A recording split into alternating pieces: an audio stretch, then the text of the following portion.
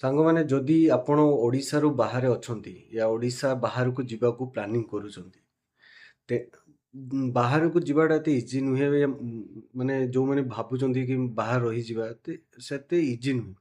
ଆପଣଙ୍କୁ first 30 days ବହୁତ critical. ସେ ଫାର୍ଷ୍ଟ 30 ଡେଜ୍ ଯଦି ଆପଣ କ୍ରସ୍ କରିଯାଉଛନ୍ତି ତାପରେ ଆପଣଙ୍କୁ ଟିକେ ମାନେ କମ୍ଫର୍ଟେବଲ୍ ଲାଗିବ, ମାନେ ଆପଣ କମ୍ଫର୍ଟେବଲ୍ ହେବେ। ତ ଫାର୍ଷ୍ଟ 30 ଡେଜ୍ରେ ଆପଣ କେଉଁ ଜିନିଷ ପ୍ରତି ଧ୍ୟାନ ଦେବେ ୟା ଆପଣଙ୍କର ମେଣ୍ଟାଲିଟି କ'ଣ ହେବା ଦରକାର ସେଇଟା ବହୁତ ଇମ୍ପୋର୍ଟାଣ୍ଟ।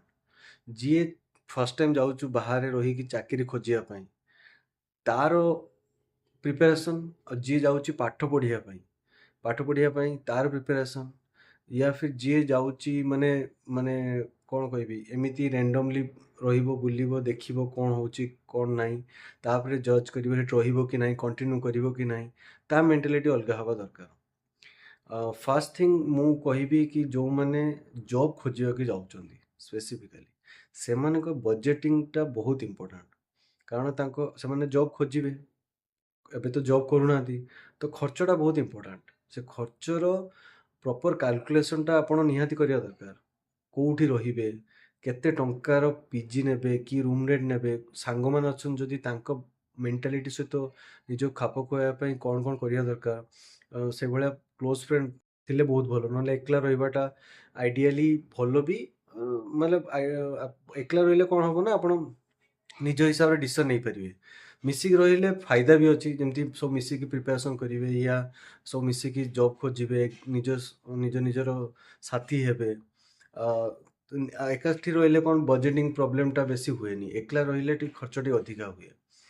ଆପଣ ପିଜି ରହିବେ, ପିଜି ମାନି ନିଅନ୍ତୁ ଆପଣ ବେଙ୍ଗଲୋର ଯାଉଛନ୍ତି, ତ 7-8 ହଜାର ଟଙ୍କା ତଳକୁ ତ ପିଜି ମିଳିବନି। ତା ସହିତ ଆପଣଙ୍କର କମ୍ୟୁନିକେସନ୍ ଦରକାର।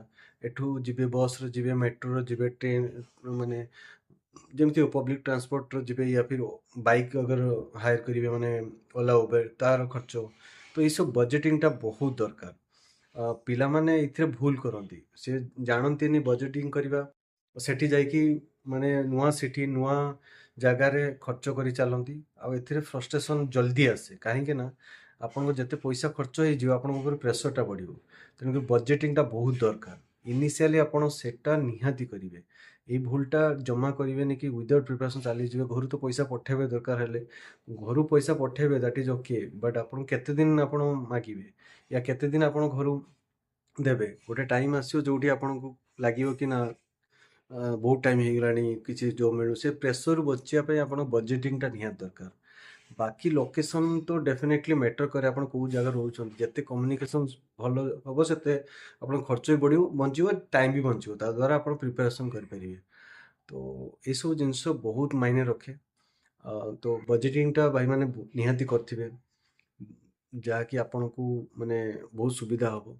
ସେକେଣ୍ଡ ହେଉଛୁ ତାପରେ ସେଠି ଗଲା ପରେ କ'ଣ ଟାଇପ୍ର ପ୍ରିପାରେସନ୍ କରିବା ପାଇଁ କ'ଣ ସରଞ୍ଜାମ ଆପଣ ଦରକାର, ଧର ଇନଷ୍ଟିଟ୍ୟୁଟ୍ ଦରକାର କି ଆପଣ କିଛି କୋର୍ସ କରିବାକୁ ଚାହୁଁଛନ୍ତି ଜବ୍ ଖୋଜିବା ବେଳେ ଯେଉଁଟା ଆପଣଙ୍କୁ ହେଲ୍ପ କରିବ, ସେ କୋର୍ସର ଇନଷ୍ଟିଟ୍ୟୁଟ୍ କ'ଣ ମାନେ ବେଷ୍ଟ କେଉଁଟା, ଯେଉଁଟାକି ଆପଣଙ୍କ ପାଇଁ ସୁବିଧା ହେବ, ଆପଣ ବଜେଟ୍ ଅଣ୍ଡରରେ ଆସୁଥିବ ଆଉ ଆପଣଙ୍କୁ ଫ୍ୟୁଚର୍ରେ ବହୁତ ହେଲ୍ପ କରିବ।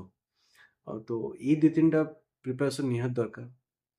ଆଉ କମେଣ୍ଟ କରିବେ, ଜଣାଇବେ ଆପଣଙ୍କ କେଉଁ ସିଟି ଯିବେ ଆଉ କ'ଣ ପାଇଁ ଯିବେ। Thank you. ନେକ୍ସଟ ଭିଡ଼ିଓରେ ଦେଖା ହେବ।